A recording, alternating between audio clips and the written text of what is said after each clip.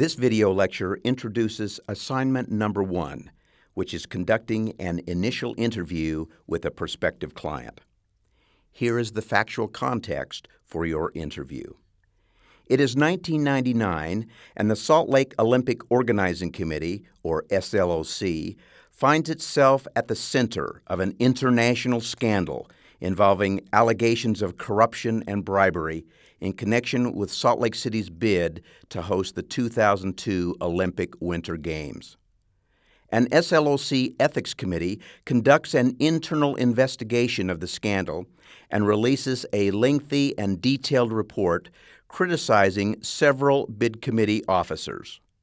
The roles of 3 bid committee officers, bid committee president Tom Welch, bid committee vice president Dave Johnson, and bid committee chief financial officer Craig Peterson, are prominently discussed. The report is issued in a news conference attended by major news outlets from around the world. You are an associate at a Salt Lake City law firm. 2 days after the news conference, you receive a call from a Craig Peterson, who is a recently retired longtime Utah State Senator from Utah County, and not the Craig Peterson employed by the bid committee. He angrily tells you he wants to sue the New York Times, which he says erroneously published his photograph instead of the bid committee employee Craig Peterson as part of an article it published about the scandal. You ask him to fax you a copy of the New York Times article and schedule an appointment to meet with him the next day.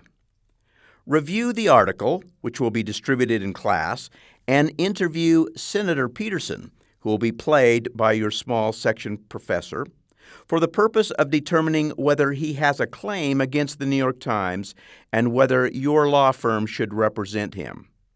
In addition to reviewing the New York Times article, you should read pages 28 through 37 of the Mowat textbook, which deals with client interviews. Come to your small section class prepared to conduct the interview. 2 students will be randomly called upon to conduct the initial interview with follow-up questions from the rest of the class. Interviewing prospective clients, and witnesses for that matter, is an art form. Clients are not always forthcoming or understand what facts are important.